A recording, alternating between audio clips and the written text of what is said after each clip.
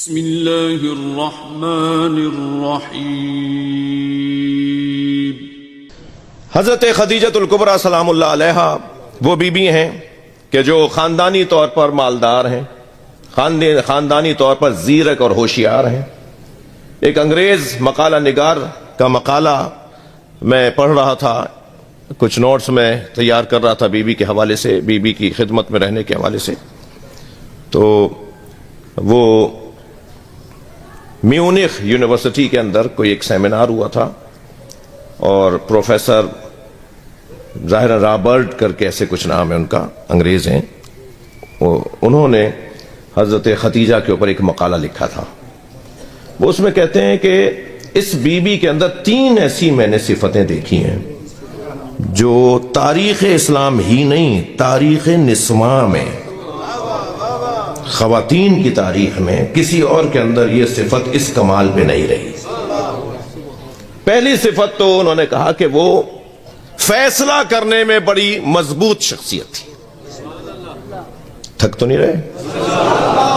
وہ کہتے ہیں فیصلہ کرنے میں جناب خدیجہ بڑی مضبوط شخصیت تھی، صاحب الرائے تھیں، جب بات کرتی تھیں تو بہت ہی آخری اور قطعی بات کرتی تھیں۔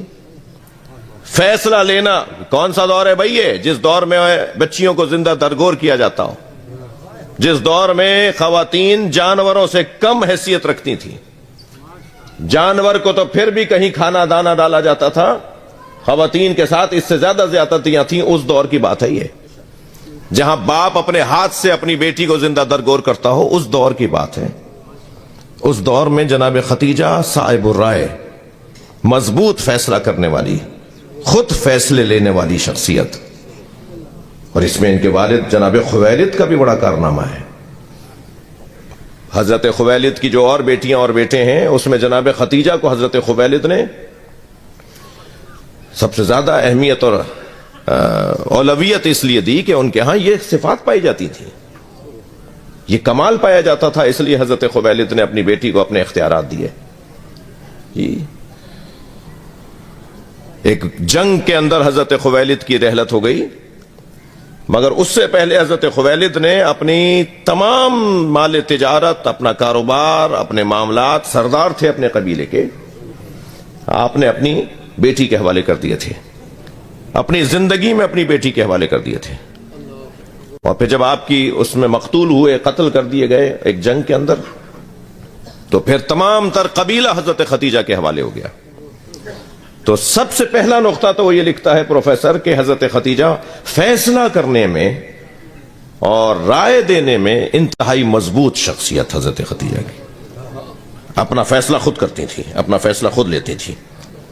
آپ کے کزن کا رشتہ آپ کے پاس آیا، سارا قبیلہ کہہ رہا تھا کہ اسی سے خدیجہ کی شادی ہونی چاہیے، فرمایا کہ میں اس سے شادی نہیں کروں گی، اور اس پہ ڈٹی رہی۔ بتا دوں کیوں؟ یہ تو بہت عجیب بات ہے جس کی طرف سردار صاحب نے توجہ دلائی کہ 2 اعرابیوں سے حضرت خدیجہ نے شادی کر لی۔ میں آپ کو ایک جملہ کہوں، یہ جو واقعہ ہے، یہ جو 2 شادیاں پہلے تھیں بیوی کی، اور بیوی کے ان سے 3 بیٹیاں تھیں، اور بیوی کے ان سے 1 بیٹا تھا، 4 بچے تھے ان 2 شوہروں سے۔ یہ جو قصہ ہے نا، یہ قصہ اسرائیلیات سے متعلق ہے، اسلامیات سے متعلق نہیں ہے۔ باقاعدہ جان بوجھ کر اس پورے قصے کو گھڑا گیا ہے، مگر میں آپ سے عرض کروں کہ یہ بے سر و پیر بھی نہیں ہے، بات کچھ ہے، مسئلہ ہے، وہ عرض کرنے کی کوشش کرتا ہوں۔ یہ نام جو ہیں، حضرت رقیہ، حضرت ام کلثوم، حضرت زینب صلوات اللہ علیہما، صلوات اللہ علیہن، نبی مکرم سے منسوب 4 بیٹیوں میں بی بی فاطمہ، حضرت ام کلثوم، حضرت رقیہ، حضرت زینب، یعنی بی بی فاطمہ کی 3 اور بیٹیوں کا جو تذکرہ ہے، یہ بے سر و پے بھی بات نہیں ہے، کچھ ہے۔ وہ کیا ہے میں عرض کرنے کی کوشش کرتا ہوں۔ یہ جو 3 بیٹیاں ہیں، یہ حضرت خدیجہ کی بیٹیاں نہیں ہیں، یہ حضرت خدیجہ کی بہن حضرت حالہ کی بیٹیاں ہیں۔ اور وہ جو مخزومی اور تمیمی قبیلے کے 2 شوہروں کا تذکرہ ہے، وہ حضرت خدیجہ کی شادیاں نہیں ہوئیں، ان کی بہن حضرت حالہ کی شادیاں ہوئی ہیں۔ ان کی بہن حضرت حالہ کی پہلی شادی ہوئی ہے تمیمی قبیلے کے ابو ہند نامی ایک شخص سے، جس سے ایک بیٹی پیدا ہوئی حضرت ام کلثوم۔ تھک تو نہیں رہے؟ آپ کی توجہات مجھے مجبور کر رہی ہے کہ میں ترتیب کے ساتھ بات کروں، اور آپ سننا چاہ رہے ہیں، یہ میرے لیے یہ بہت کم ہوتا ہے، بڑے بڑے شہروں میں یہ ماحول نہیں ہے جو آپ نے بنایا ہے۔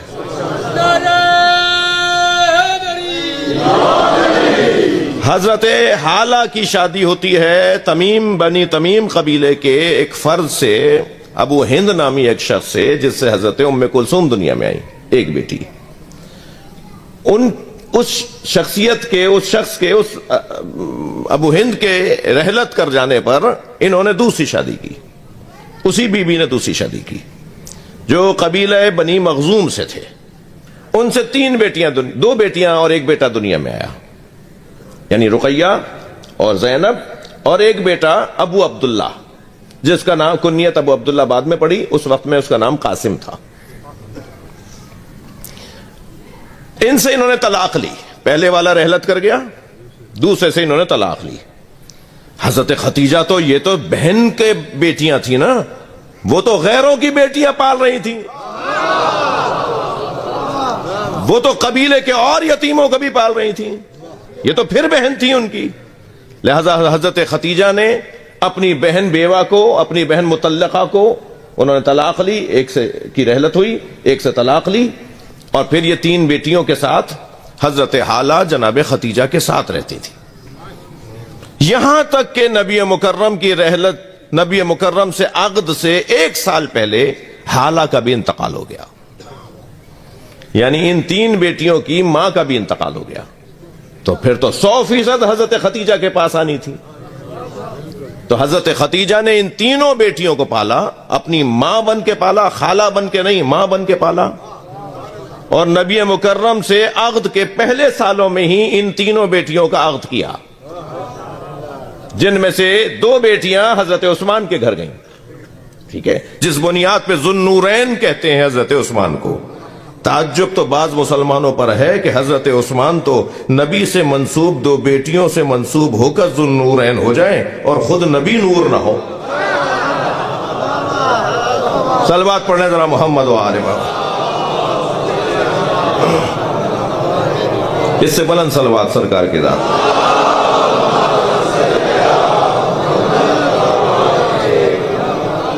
بات تھوڑی سی اور آگے جائے، حضرت ختیجہ نے ان 3، حضرت ختیجہ کے گھر سے ہی یہ 3 بیویاں رخصت ہوئیں، 3 بیٹیاں رخصت ہوئیں۔ پھر حضرت ختیجہ سے 2 بیٹے ہوئے اور ایک بیٹی جناب فاطمہ ہوئی۔ حضرت قاسم حضرت ختیجہ کی بیٹی بہن کے بیٹے، یہ ایک روایت، اور ایک روایت کے مطابق نہیں، حضرت قاسم حضرت حالہ کے بیٹے نہیں تھے، حضرت قاسم حضرت ختیجہ کے بیٹے تھے، جس کی بنیاد پر ابو القاسم جناب رسالت میں آپ کی کنیت ہے، ٹھیک ہے، انہی کا نام عبداللہ بھی ہے۔ لیکن طیب، طاہر، حضرت ختیجہ سے نبی مکرم کے 2 بیٹے، طیب، طاہر، اور بے روایت حضرت قاسم بھی، یعنی اس طرح سے 3 بیٹے اور ایک بیٹی جناب زہرا۔ صرف ایک بیٹے حضرت ماریہ قبطیہ سے ہوئے نبی کے، وہ ہیں حضرت ابراہیم علیہ السلام، جو 3 بیٹے یا کہہ لیے 4 بیٹے یہ نبی مکرم کی زندگی میں ہی رحلت فرما گئے۔ اللہ کر رہا ہے یہ سارا کام، فاطمہ اکیلی رہے۔ فاطمہ کی عظمت کے ساتھ کسی اور کی عظمت کا تذکرہ نہ ہو۔ صلوات پڑھ لیں محمد و آل محمد۔ اس سے بلند صلوات پڑھ لیجئے۔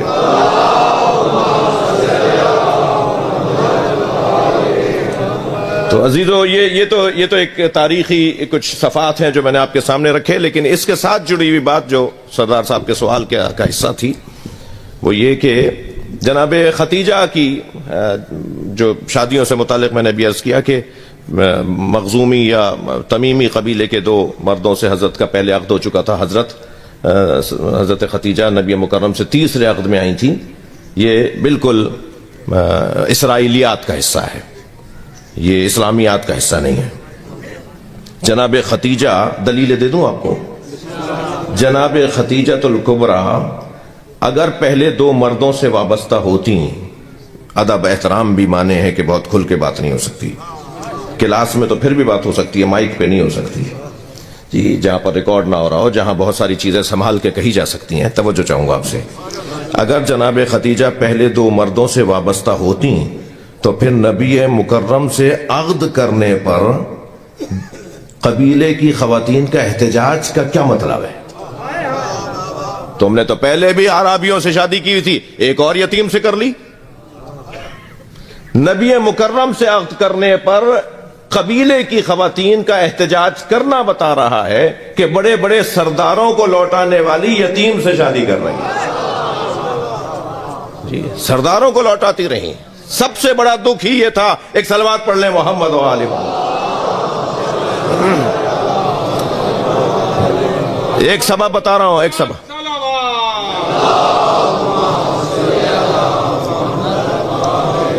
دکھ ہی یہ تھا کہ بڑے بڑے سرداروں کو لوٹا دیتی تھیں جناب ختیجہ۔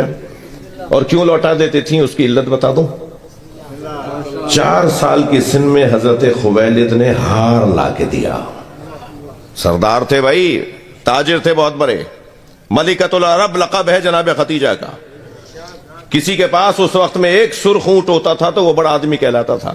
حضرت ختیجہ کے پاس 100 سرخ اونٹ تھے۔ آج کی مہنگی گاڑی تصور میں لائیں، میں ممبر سے گاڑیوں کا نام نہیں لے سکتا، اس کمپنی کی تبلیغ ہو جائے گی۔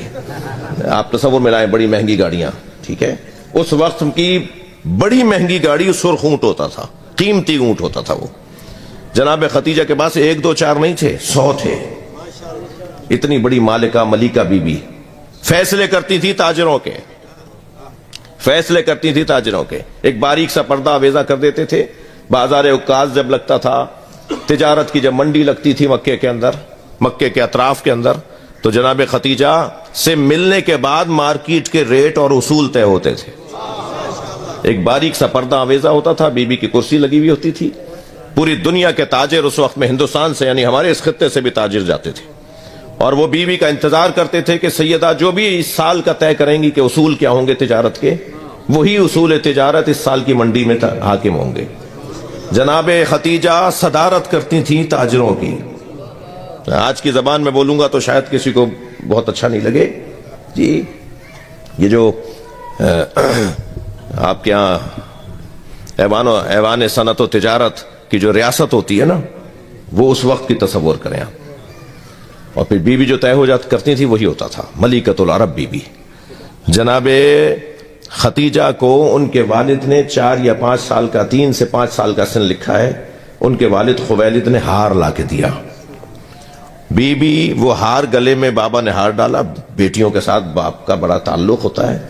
حضرت خویلد نے اپنی بچی کو ہار دیا، دوسرے دن دیکھا کہ گلے میں ہار نہیں ہے، دوسرے دن دیکھا کہ گلے میں ہار نہیں ہے۔ تو بی بی سے ان کے والد نے پوچھا کہ بیٹا میں نے تمہیں ہار پہنایا تھا، وہ کہاں گیا؟ تو فرمایا بابا وہ فلاں قبیلے کی ایک بچی ہے جو میری سہیلی ہے، اس کا نام سلمہ ہے، وہ میرا ہار دیکھ دیکھ کر کہہ رہی تھی میرے بابا تو اتنا ہار نہیں لا سکتے، تو میں نے اپنا ہار اتار کے اسے دے دیا۔ یہ جو ہار جناب ختیجہ نے 4 سال کی عمر میں اپنی ایک سہیلی کو سلمہ کو دے دیا تھا نا، اس ہار کی وجہ سے پروردگار عالم نے نبی سے فرمایا، جب جناب ختیجہ نبی کی عقد میں آئی، فرمایا ختیجہ کو میری جانب سے پیغام دو کہ اللہ نے جنت میں موتیوں کا محل بنایا ہے۔ ختیجہ کے لیے جنت میں اللہ نے موتیوں کا محل بنایا ہے، یہ اس ہار کے بدلے میں۔ سہیلیاں جمع ہو گئیں، کیوں کسی اور سے عقد نہیں کیا جناب ختیجہ نے، اور صرف نبی مکرم کا انتظار کر رہی ہیں، ڈھونڈ رہی ہیں۔ یہ جو ڈھونڈ رہی ہیں نا، یہ کہیں انہیں دکھایا گیا ہے کہ کسے ڈھونڈ رہا ہے، وہ عرض کرنے کی کوشش کر رہا ہوں۔ 3 یا 4 سال کا سن ہے جناب ختیجہ کا، اپنی سہیلیوں کے ساتھ کھیل رہی ہیں۔ کھیل کھیل میں سہیلیوں نے کہا کہ چلو لات و حبل و عزا کو سلامی کرنے چلیں، چڑھاوا چڑھانے چلیں، سلام کرنے چلیں۔ تو آپ اپنی سہیلیوں کے ساتھ 2 قدم آگے بڑھی تھیں کہ بی بی کے کان میں آواز آئی، خبردار تم بتوں کی پوجا کے لیے نہیں ہو۔ بی بی کہتی ہیں کہ میں رک گئی، پھر میری سہیلیوں نے آواز دی، میں ان کی وجہ سے ایک اور قدم آگے لے کے بڑھی تو پھر میرے کان میں آواز آئی، تمہیں تو کسی اور کے لیے ذخیرہ کیا گیا ہے۔ یہ کیفیت ہے بچپن سے۔ جناب خدیجہ نے کسی بت کے آگے اپنے سر کو نہیں جھکایا، جب سے تھیں تب سے موحدہ تھیں، دین حنیف پر تھیں، دین ابراہیمی پر تھیں۔ حضرت خدیجہ خواب دیکھتی ہیں، اللہ اکبر، توجہ چاہوں گا اس خواب پر۔ خواب دیکھتی ہیں کہ میں ایک سرسبز و شاداب ماحول اور آبادی اور وادی میں ہوں، اور اس خوش آب و ہوا جگہ کے اوپر طرح طرح کے پرندے ہیں، بہت خوبصورت اور بہت ہی حسین منظر ہیں، کہ اچانک آواز آتی ہے، خدیجہ اپنے ہاتھوں کو پھیلاؤ، ہم تمہاری گود میں چاند بھیج رہے ہیں۔ بی بی کہتی ہے میں نے خواب میں دیکھا کہ میری گود میں، میری ہاتھوں پر، میں نے اپنے گود کو پھیلایا، گویا اپنے ہجر کو پھیلایا، میرے اس دامن میں، میرے ہاتھوں پر آسمان سے ایک چاند آ کے اترا۔ بی بی آتی ہیں گھر کے اندر، اپنی والدہ سے کہتی ہیں اماں بی بی اٹھتی ہیں اپنی والدہ سے کہتی ہیں اماں میں نے خواب دیکھا ہے، تو کہا تمہارے بابا آنے والے ہیں۔ بابا آتے ہیں تو بابا کے سامنے جب خواب رکھا تو جناب خویلد نے اپنی زوجہ کو دیکھ کر فرمایا، اے مادر خدیجہ، اے مادر خدیجہ، سمامہ نام ہے، اے مادر خدیجہ، اس بچی کا خیال رکھنا، اسے کسی اور کے لیے تیار کیا گیا ہے۔ بیٹھی ہیں اپنے چوبارے پر، جہاں سے آپ پوری مارکیٹ کو دیکھ رہی ہیں، کہ اچانک نیچے سے سرکار دو جہاں کا گزر ہوا۔ سرکار دو جہاں نیچے سے رستے سے گزر رہے ہیں، آپ بیٹھی ہیں اپنی چھت کے اوپر جہاں سے پورا ماحول دیکھ رہی ہیں، مارکیٹ لگی ہوئی ہے، منڈی لگی ہوئی ہے۔ سرکار کا گزر ہوا تو اپنے غلام میسرہ کو بلایا، جناب خدیجہ کے غلام کا نام ہے میسرہ۔ میسرہ کو بلا کر کہا یہ جو جوان جا رہا ہے نا، اسے جا کے میرا سلام پہنچاؤ اور کہو کیا تمہارے لیے ممکن ہے کہ میری مالکہ سے بات کر سکو؟ جا کر اس نے سلام پہنچایا، نبی مکرم نے کچھ دیر کے لیے تامل فرمایا، گویا وحی الہی نازل ہوئی۔ اب یہ وقت وہ ہے کہ جب جناب خدیجہ نبی کے حوالے ہو رہی ہیں، سرکار پر وحی نازل ہوئی کہ جاؤ، جو یہ بی بی آپ کو بلا رہی ہے اس کے پاس جاؤ۔ سرکار کے ساتھ آپ کے ایک اور صحابی محترم ہیں جو بعد میں صحابی ہوئے ہیں، یعنی اعلان نبوت کے بعد صحابی بے عنوان مسلمان ہوئے، آپ کے ساتھ وہ آپ کے دوست تشریف فرما ہوئے۔ جناب خدیجہ نے فرمایا کہ میں آپ کے حلیے سے اور چال سے یہ جان سکتی ہوں کہ اللہ نے آپ کو زیرکی اور سمجھداری عطا کی ہے۔ آپ کی چال بتا رہی ہے کہ اللہ نے آپ کو زیرکی اور سمجھداری عطا کی ہے۔ مجھے سفر تجارت کے لیے، مال التجارہ کے لیے ایک ذمہ دار کی ضرورت ہے، میں اپنا سارا مال آپ کے حوالے کرنا چاہتی ہوں۔ میں بی بی سے ہاتھ جوڑ کر کہوں گا پہلی ملاقات میں ہی سب کچھ دے دیا۔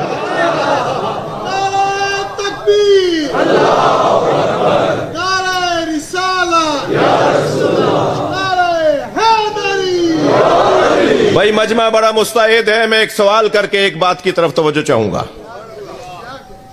سنی شیعہ کے ہاں ایجاب لڑکی کی طرف سے ہوتا ہے، قبول لڑکے کی طرف سے ہوتا ہے۔ جب نکاح ہوتا ہے پیشکش لڑکی کی طرف سے ہوتی ہے۔ یعنی اسلام کتنا، آج کے جدید ترین زمانے کے لوگ بھی اس بات کی طرف توجہ کریں کہ جب نکاح ہوتا ہے تو لڑکی کی طرف سے پیشکش ہوتی ہے کہ میں آپ کی زوجہ بننا چاہتی ہوں۔ ہاں مولانا حضرات تشریف فرمائیں، لڑکے کی طرف سے تو قبول ہوتا ہے، لڑکی کی طرف سے پیشکش ہوتی ہے۔ یہ جو لڑکی کی طرف سے پیشکش ہو اور لڑکے کی طرف سے قبول ہو، اس کی موجد جناب خدیجہ ہے۔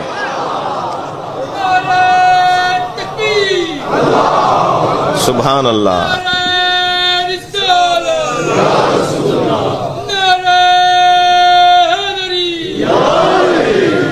جناب خدیجہ نے فرمایا کہ میں اپنا مال التجارہ آپ کے حوالے کرنا چاہتی ہوں۔ تو سرکار دو جہاں میسرہ کے ساتھ تجارت کے سفر پر تشریف لے گئے، اور جب واپس آئے نا تو ہمیشہ کے سفروں کی نسبت اس دفعہ 10 برابر فائدہ لے کر آئے۔ کوئی اونٹ مرا ہوا، کوئی اونٹ بیمار نہیں آیا، کوئی اونٹ مرا نہیں۔ ہوتا یہ تھا حضرت خدیجہ کے اس سفر تجارت میں مثلا 200 اونٹ سامان لے کر جا رہے ہیں، تو جب واپس آتے تھی سواریاں تو اس میں سے 5-10 کم ہو گئے، فلاں کم ہو گئے تو فلاں 2 خرید لیے گئے تھے رستے میں، اور لاغر اور ناتوان سواریاں لوٹ رہی ہوتی تھیں۔ مگر جب سرکار واپس آئے تو سارے جانور بھی موجود تھے اور جتنے تھے وہ سب صحت مند تھے اور تجارت کا فائدہ بھی 10 برابر زیادہ ہوا. تو حضرت خدیجہ نے اپنے غلام میسرہ سے کہا کہ میسرہ مجھے ذرا احوال تجارت تو سناؤ. کہ بی بی یہ تو جہاں سے گزرتا تھا وہاں شادابی آ جاتی تھی. یہ اگر سوکھے درخت کے قریب کھڑا ہو جاتا تھا وہ درخت ہرا بھرا ہو جاتا تھا. بی بی یہ جو کسی جانور کی طرف دیکھ لیتا تھا تو وہ صحت مند ہو جاتا تھا. یہ تو رستے میں لوگوں کو شفا دیتا ہوا جا رہا تھا. اس نے تو وہاں پہنچنے کے بعد، یہ نبی کی تعریفیں کر رہا ہے، اس نے تو وہاں پہنچنے کے بعد جو پہلا اصول دیا وہ یہ کہ صبح پہلے وقت مارکیٹ لگے گی اور غروب سے پہلے مارکیٹ بند ہو جائے گی. اور خبردار کوئی اگر اپنے مال کی تعریف کر رہا ہو تو اس کی مارکیٹ میں سے دخالت کو ختم کر دیا جائے. خریدار دیکھے مال کو، بیچنے والا مال کی تعریف نہ کرے. ہمارے یہاں کیا ہوتا ہے، دکاندار تعریفوں پہ تعریفیں کر رہا ہوتا ہے، یہ ایسا ہے یہ ایسا ہے. یہ سرکار دو جہاں کو پسند نہیں تھا کہ تم اپنے مال کی تعریف کرو.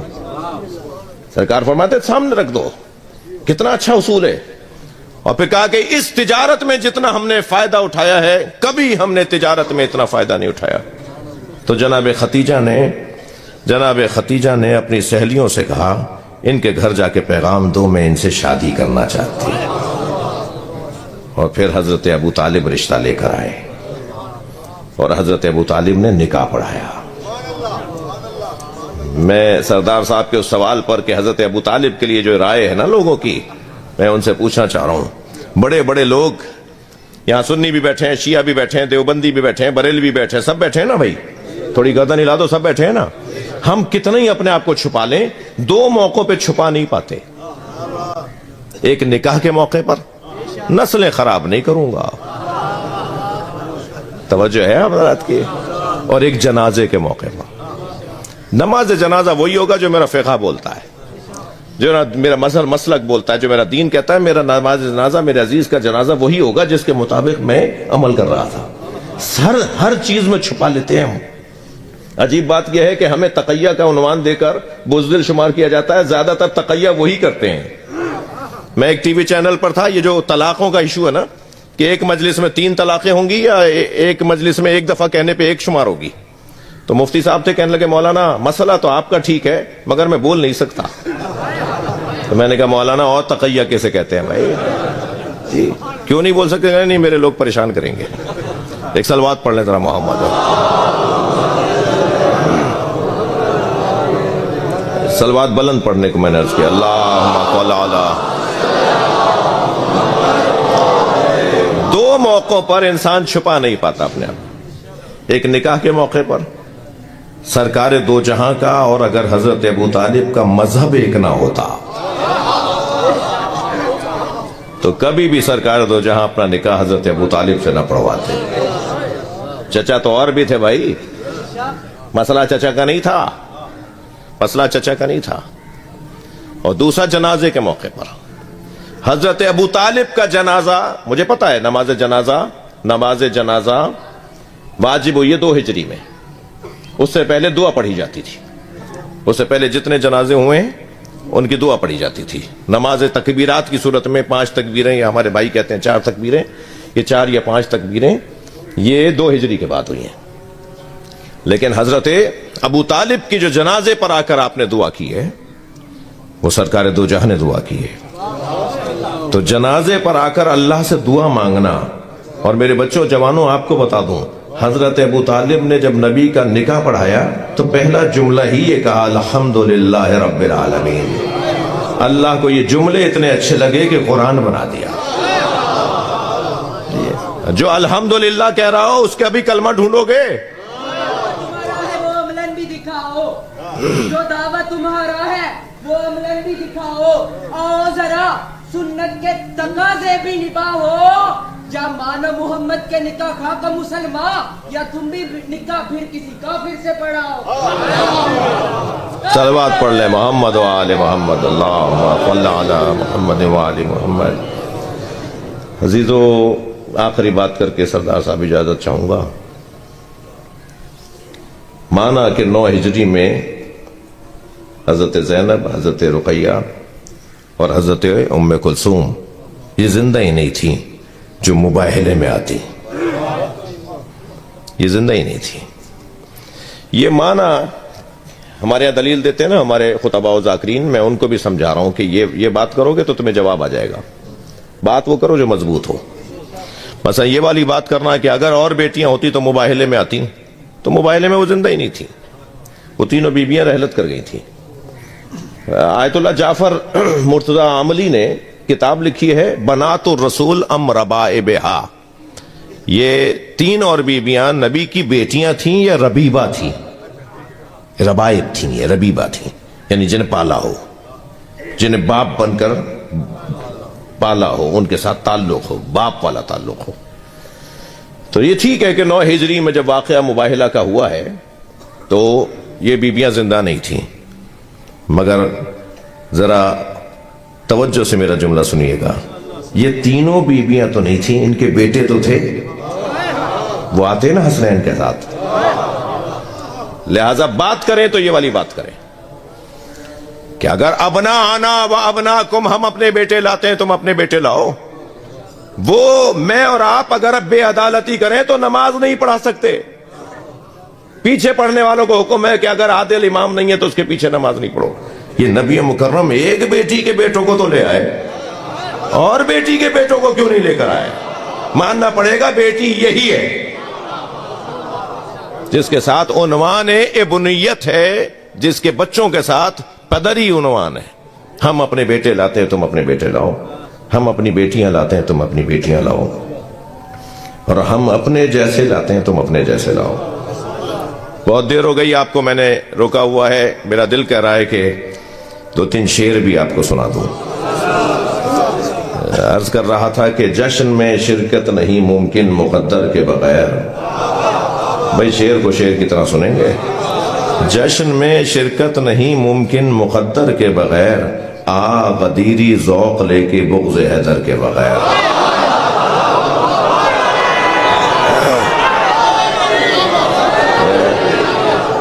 میرے اپنے یہ شعر ہیں، کچھ کہہ لیتا ہوں، کبھی کبھی شعر کہہ لیتا ہوں. آ غدیری ذوق لے کر بغض حیدر کے بغیر، اور شیخ جی ہم سے نہ ہوگی دشمن حیدر کی بات. شیخ جی ہم سے نہ ہوگی دشمن حیدر کی بات، آئے ہو دنیا میں کیا تم کاسے سر کے بغیر. اور دشمن حیدر کا، اللہ اکبر، صلوات پڑھیں ذرا محمد والے.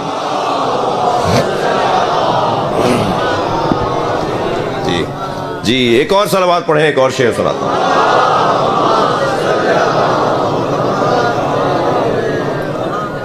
میں عرض کر رہا تھا کہ معرکہ بدر و احد کا سوچ کر تازہ کرو، معرکہ بدر و احد کا سوچ کر تازہ کرو. معرکہ، توجہ، معرکہ بدر و احد کا سوچ کر تازہ کرو. اللہ اکبر. دوسرا مصرع مجھے یاد آ جائے، معرکہ بدر و احد کا سوچ کر تازہ کرو، ذکر حیدر آج بھی لڑتا ہے لشکر کے بغیر.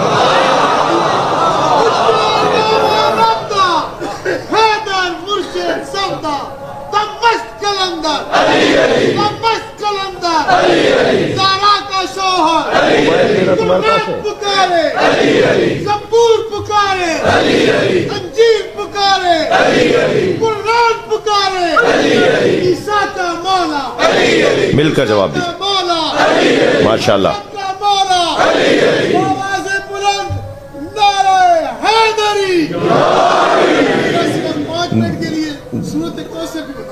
انا اعطیناک الکوثر، آپ نے ہی روایت ڈالا ہے سوال کا. یا اللہ،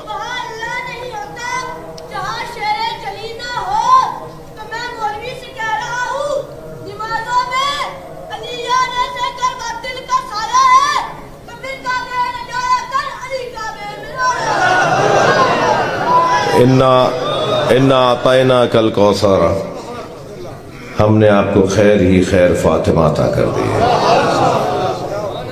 تیسری آیت دلیل ہے اس ترجمے پر. فصل لربک وانحر، اپنے رب کا شکریہ نماز اور بڑی قربانی نہر کی صورت میں ادا کرو. ان شانئک ھو الابتر، آپ کا دشمن ہی بے نام و نشان رہے گا. ابن وائل جس کے 10 بیٹے تھے نا، وہ کہتا تھا کہ ان کے ہاں تو بیٹا نہیں ہے، ان کے ہاں تو اولاد نہیں ہے. اللہ نے کہا کہ تمہارا دشمن ہی بے اولاد رہے گا. سب سے زیادہ اولاد اگر دنیا میں ہے تو وہ نبی کی اولاد ہے. میرا دل کر رہا ہے شعر سنانے کو، تو خود ہی ابھی 1-2 دن پہلے نیا قصیدہ ہوا ہے. عرض کر رہا ہوں کہ مشکل کشا کے واسطے رب کی مدد بطول. تھوڑا سا مشکل قافیہ ہے. مشکل کشا کے واسطے رب کی مدد بطول، دین خدا حسین ہے دین کی سند بطول.